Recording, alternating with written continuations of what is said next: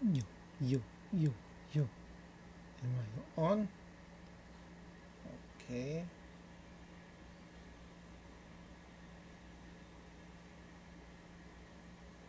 Mm, okay. Narinig ba ako? Okay, good evening, good day. Ito Chris here, Describe MD. Sabi ko hindi ako mag-video ngayon pero mukhang maganda yung mga topics ngayon online. Hindi maganda, sorry. Pangit yung term. Interesting. Online topics. On health, ha? On health. Kasi dun tayo naman nakafocus eh. Hindi naman tayo focus sa mga things political, ganun. Not that type of guy. Pero more on health, dun tayo sa health. Kasi marami tayong pag-uusapan with regards to current events regarding yung mga karamdaman ngayon na nagkakaroon tayo ng confirmation na meron pala sa Pilipinas. If maalala nyo, meron tayong diniscuss na memorandum from DOH na yun nga, meron increased number of pneumonia from China. Well, that was I think 2 days ago kung diniscuss ko yun o binasa ko yung from the DOH web page ng Facebook, no. Well, after 2 duties siguro, after 1 duty pala, meron pala tayong balita with regards to this. So try natin panoorin sa UNTV kung ano ba to. Kasi again, UNTV, share naman muna ng inyong page. So huwag nyo po akong i-plug. Panoorin natin. Okay, dyan na yung pusa oh. Ayan ang pusa. Naglalaro siya. Yun lang. Tingnan natin. The Department of Health has confirmed 4 cases of mycoplasma pneumonia in the country, commonly known as walking pneumonia. Okay. Mycoplasma pneumonia. Kung pagbabasahin nyo yung term mycoplasma pneumonia, parang kakaiba, no? Parang bagong sakit. Pakiisipin nyo, bagong karamdaman na kagaya ng siguro COVID, sabihin nyo. Pero no, hindi siya hindi siya bago. Meron na yan matagal na. Isa sa mga tinatawag naming atypical na bacteria na nagkakos ng pneumonia. And apparently ito yung bacteria na talamak ngayon sa China. Okay? And base sa balita, we have 4 cases na confirmed walking pneumonia in the Philippines. So, bakit ba walking pneumonia? Technically, pag sinasabi mong walking pneumonia, syempre, you have the bacteria, pero most of the time, you don't see or you don't present with symptoms. That's why walking pneumonia. Unless naubo ka, okay, you could pass it down with people who are less immune responsive. Kung sinabi yung less immune responsive, mas mababa ang resistensya, mga taong puyat, mga taong mababa ang tolerance sa infection, madaling kapitan ng sakit, sila yung madalas na nagkakaroon ng pneumonia. Now, si atypical pneumonia or itong walking pneumonia is caused by a bacteria called mycoplasma pneumoniae.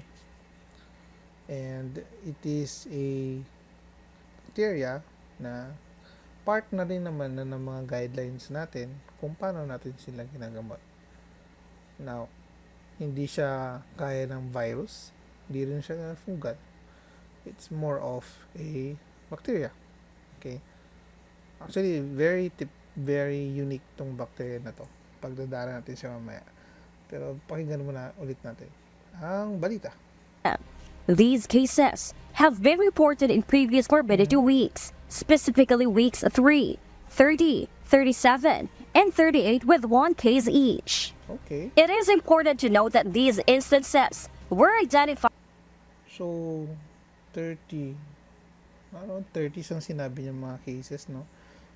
Typically, yung mga age na yun, yung mga nagtatrabaho. Okay. Madalas na nasa labas. At madalas, sila nakakahalubilo ng mga tao. Yan.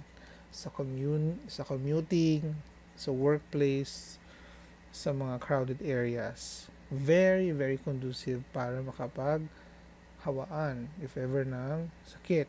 Tingnan nyo ngayon, sa panahon ito ngayon. Medyo lax tayo sa mga protection natin. Wala na nga nagmamask. Hello. Ganito. Meron pa ako, guys.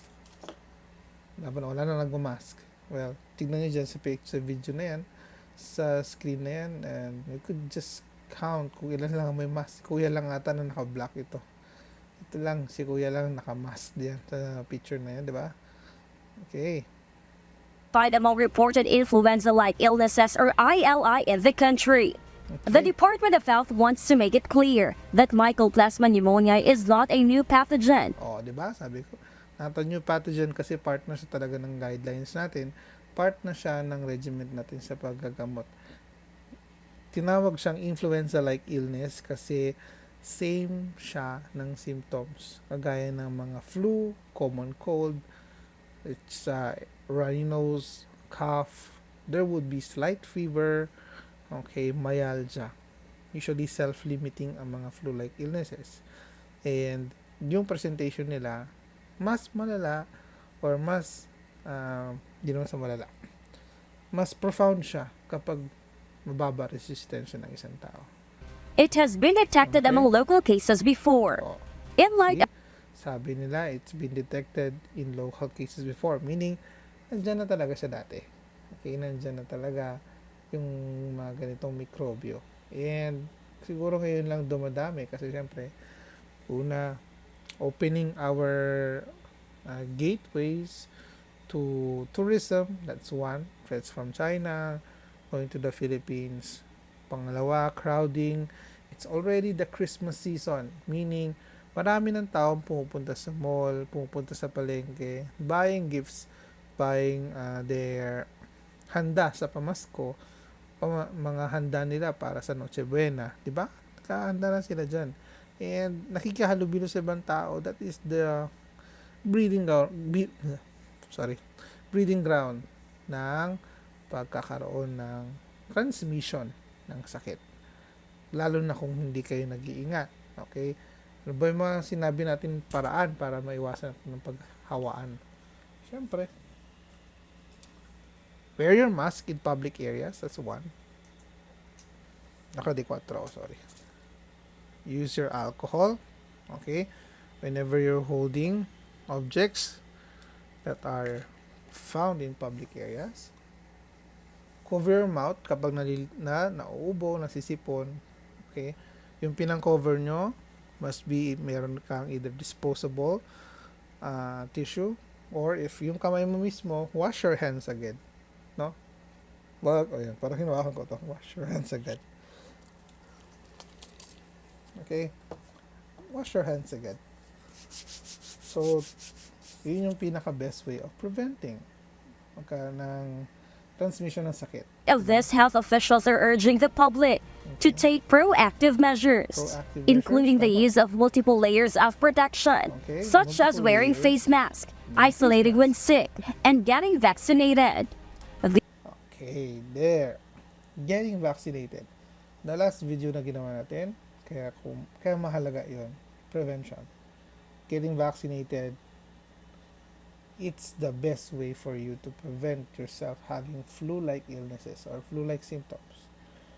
Kung nagkasakit ka with the flu-like symptoms, despite having vaccinated, there's a possibility na hindi flu yung na-catch mo. Pwede rin naman flu pa rin na-catch mo, pero mag-consider din tayo ng other causes kasi the patient is vaccinated for the influenza that is updated for this year. No? Pwede mag-iisip tayo ng other considerations. Pwede pa rin naman ito, pwede pa rin yung typical na bacteria pneumonia, streptococcal pneumonia. Yung flu, influenza lang kasi yun eh. So, dapat at least meron kang PCV or yung pneumococcal vaccine. Could either be the 15 or the 20 na valent. May mga bagong forms ni pneumococcal vaccine or pneumonia vaccine. Meron din yung quadrivalent na flu vaccine. So yung pneumococcal is para sa bacteria. Okay? Bacterial infection. Si influenza is for the influenza or flu or viral infection. Okay? Kung meron kayong mga yon, well, it adds additional protection or blanket, security blanket. Sa mga matatanda, mainam din na nire-recommend na ang herpes vaccine. Kasi kung magkaroon ka ng chickenpox sa katandaan at nagka-pneumonia, medyo delikado yun. So, dapat doble ingat tayo doon. No? Anyway, medyo lumalayo na tayo. Balik tayo sa walking pneumonia. These steps are crucial to prevent the further escalation of respiratory infections. In an Crucial. Add another security blanket for your protection. Wear mask, wear mask, use our alcohol, wash your hands, cover your mouth when you're coughing, you're cold, you're sneezing, no? And then, get yourself vaccinated. Yung mga yon, wala ka pang sakit. But those are additional security measures for you to avoid getting sick. Na paano kung may sakit ka na? Siyempre, seek consult. Seek consult with a doctor. Diyan lang naman kami sa tabi-tabi, di ba? Diyan lang din kami sa online. Pero syempre, yung mga online, it's also private practice. So, give time kung mag-online consult kayo. Pero di naman government doctors. Well, they're funded by the government. So, their service is free of charge. Okay? Within the government are. Okay? 8 to 5 kasi ang clinic ng government doctor. So, not unless you're an emergency case na nasa ambulatory or nasa ER sila naka-duty. Okay, iba naman yun. Anyway, kung kalidad tsaka quality naman na service, go to a government facility that is providing healthcare. Especially tertiary hospitals, diba? interview on Tuesday, December 5, Secretary of Health Ted Herbosa emphasized the significance of maintaining physical distancing and wearing face masks as precautionary measures. Diba? I think yun sinabi na yun before kahit kay Secretary Secretary Duque, Yusek Vergere, na nauna pa na acting secretary, yun pa rin naman ang sinasabi noon pa. Even during the time of the pandemic, yun pa rin naman. And that constituted the ways for us to prevent further infection ng COVID. Alam ko meron pa rin tayong cases ng COVID ngayon, pero they're down to the minimal. And may mga health facilities na tayo na nag-cover nung COVID infection. Okay? So, si Secretary Ted Herbosa na to. Noting that despite the increasing cases of respiratory illnesses in China and Europe affecting children, Secretary Herbosa confirmed that there is no outbreak walking. So, it started in China as early as October. Pero, now it's going down or going to other countries. It depends on the migration. Kung may migration from individuals from China to the Philippines or China to other parts of Asia, we can never tell. Pwede pa rin naman na nanggaling talaga sa environment natin yung mycoplasma, and nagkakaroon siya ng increase in number of detection kasi nagiging alert din tayo kasi nagiging alert din yung neighbor countries natin. So, we cannot fully tell na this is due to the infection from China. Pwede pa rin naman siyang nandyan at nagkaroon lang tayo ng better response in detecting the bacteria. Okay? So, we cannot blame anyone. This is part of, siguro, an increase in detection because we're more aware of what is happening in other countries and we're heightening our protocols. Kumbaga. So, it's not yet fully sure if it's coming from China or it would just be local infection. Pneumonia in the country. Attributed po ito sa hindi bagong virus, previous microbes, Okay. Mycoplasma pneumonia, Previous yung respiratory microbes. syncytial virus at saka yung influenza. Sa Philippines po wala pang outbreak according to our Epidemiology Bureau, although marami ang cases because ito po talaga yung season ng respiratory illness. See, today marks a cold season, diba? Cold season, season ng Pasko, season ng holidays. Medyo malamig. Actually, may malamig na hangin. If you're from Luzon, mapapansin nyo medyo lumalamig na kasi maulan na. And at the same time, it's colder in the evening. Especially, kung napapansin nyo sa may Baguio, ganun sa area na to. And I know kung sa Baguio ka galing, mas malamig pag February. Pero the cold weather starts as early as November. Okay? So, talamak ang magkakaroon ng flu-like symptoms. Pre-pandemic, ganyan pa rin naman noon. So, it's just one way of us being precautious and one way of us being extra careful kasi mas na-detect na natin yung mga ganitong sakit sa ngayon. Gladys Tuwabi, UNTV News and Okay. Rescue. So, yun yung Mycoplasma pneumoniae. Ano pa ba? Kung pagbabasehan natin kung ano ba talaga yung Mycoplasma pneumoniae, tingnan natin sa kwan. Let's go to a specific article sa PubMed.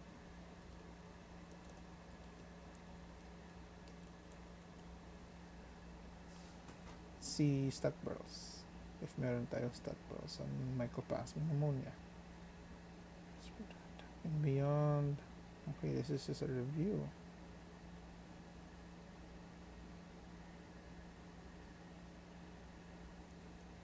Okay, this is a public journal published in PubMed. So this is the National Library of Medicine. So actually kapag ganito, mas reliable ako sa mga articles na ganito kaysa sa mga news, mga dyaryo. Syempre, mas magandang kunin mo sa mga published articles from doctors, diba? This is the Mycoplasma pneumonia from the respiratory tract and beyond. This is a journal authored by Yates, Li Xiao, Yang Liu, sorry for the mispronunciation. So let's just look at the abstract. Mycoplasma pneumonia is an important cause of respiratory tract infections in children as well as in adults. It can range in severity from mild to life-threatening. Over the past few years, there have been much new information published concerning the infection of this organism. The new molecular-based tests for Mycoplasma pneumonia are now commercially available in the US. So, hirap kasi nitong i-culture kasi kapag bacteria, usually culture ang ginagawa. Usually, nagpapa-blood culture or kapag kasi, hindi naman standard ang magpa-culture kapag pneumonia unless serious yung cause. Usually, kapag empiric treatment, gumaling na, no need for culture anymore unless admitted yung pasyente. Okay? Now, atypical kasi ito, meaning kakaibang bacteria because wala, ang alam ko, ito yung walang cell wall. Okay, let's go to Mycoplasma.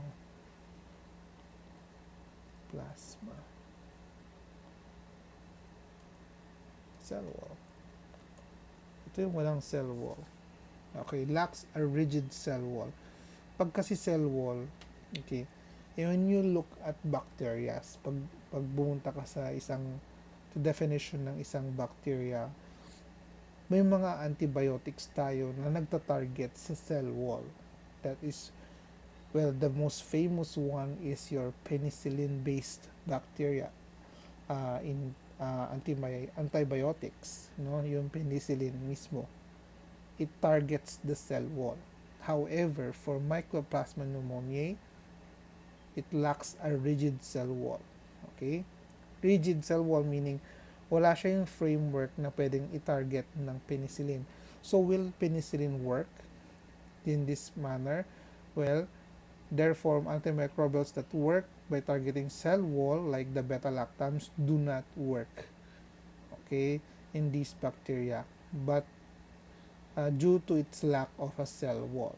So again, kung wala kang cell wall, the typical antibiotics that are used for the typical pneumonia, like your strep pneumo, giving ano to, your coamoxiclav, your cefuroxime, yung mga yon, the typical cell wall inhibitors, ganun, hindi sila kagana in mycoplasma pneumonia. That's why they call it a typical, atypical. Okay, it's not typical. Okay? So hindi siya hindi siya kagaya ng normal na um, pneumonia. Okay? So what is the role of your mycoplasma pneumonia? This is from CDC, no? So Center for Disease Control and Prevention of the US. So it spreads from person to person, contact by respiratory droplets. And it is exclusively a human pathogen. Okay? So punta tayo sa toxins. Ano ba? The CARD toxin. Community Acquired Respiratory Distress Syndrome toxin, or the CARDS toxin, is likely aids in the colonization and pathogenic pathway of your mycoplasma pneumonia. It usually causes inflammation and airway dysfunction. That's why it causes yung mga symptoms of coughing and colds. It irritates, okay? Mamagahin niya yung daloy ng hangin. Karoon ng pamamaga, inflammation sa area na yan. So this is a condition that needs close attention for patients with diagnosis of this, and kailangan makita sila ng doktor. Okay? And again, this is not new. This is already been there. Meron na rin yan sa guidelines natin sa Pilipinas on how to manage cases with mycoplasma pneumonia. Sige. Ayos na bang article? This is from the CDC, no? Tingin pa tayo. Okay. This is the stat pearls. Usually National Institute of Health. Stat pearls are, kumbaga, content na sinummarize na nila. So, ano ba ang usual na treatment? Well, this is treatment that could be based on published textbooks, no? This is not for consultation proper. Kailangan nyo magpatingin pa rin sa doktor at kailangan nyo ma-verify kung ano ba talaga. Okay? So, usually the treatment is yun nga, hindi pwede ang mga antibiotics with targeting your cell wall. Okay? So, a typical antibiotic. The empiric antibiotic for this is not the typical ones. Okay? So we usually use a higher form, and these are again, all antibiotics naman are prescribed. So higher than that, we have yung mga macrolides, we have yung doxycycline or fluoroquinolones, even also azithromycin, yung mga yan. But again, yung mga treatment natin na yan, you should seek consult first with a doctor before taking any medication. Kasi kung ano-ano iniinom nyo, guys, be responsible. Know that if you have conditions, seek consult first. Kasi we want to be sure na kung ito talaga ay yun ang sakit mo, okay, yun ang gamot na bibigay namin. Huwag basta-basta magagamot. Ang pinakamahalaga pa rin, magpatingin sa doktor kapag lumalala ang sakit. Okay? Sa pinakaunang parte pa lang. Huwag nyo nang patagalin. Kasi mas lalo kayong magkakaroon ng komplikasyon. Okay? So, ano to pa? Prognosis. Most patients, sabi niya, prompt treatment, prognosis is excellent. Kung with prompt treatment. Okay, you receive prompt treatment from a doctor, guys, from a doctor. Okay? Basta magpatingin sa doktor. Hindi na tayo, matuto na tayo. Natuto na dapat tayo sa COVID. Natuto na dapat tayo sa nangyari. nung nakaraan 2-3 taon. Okay? Dapat natuto na tayo. Siguro hanggang dun na lang. Masyadong na mahaba. And I think yun lang naman ang gusto ko yung part with regards to your mycoplasma infection. And hopefully sa mga susunod na videos, mag-a-add na rin ako ng mga additional topics with regards to respiratory diseases kasi ito talaga yung pinakamadami ngayon kahit sa family clinics, okay, and even sa mga private doctors, ito pa rin yung sinasabing common. Sabi nga nila pati nga pneumonia bumabalik na. Okay, so see you around guys. Thank you sa mga nanonood, and please do support my channel, like, share, and subscribe. And also like, share, and subscribe din sa mga kasama ko ding mga content creators. Mornings with Vince and Ira. Please follow them. The link is, I think it will be the description box. Papa Yo, description box, and then Queen Bratinella. Okay, yan, mga yan. So follow them there. They're maganda, chill lang kami. Okay? And yeah, syempre, Kayo, Kamatis Analysis Unit, Tony Libayan. Yan. Please do support us, small vloggers. Okay. See you around guys, and have a great day. Thank you guys. Saan na ba yung point ko? Outro!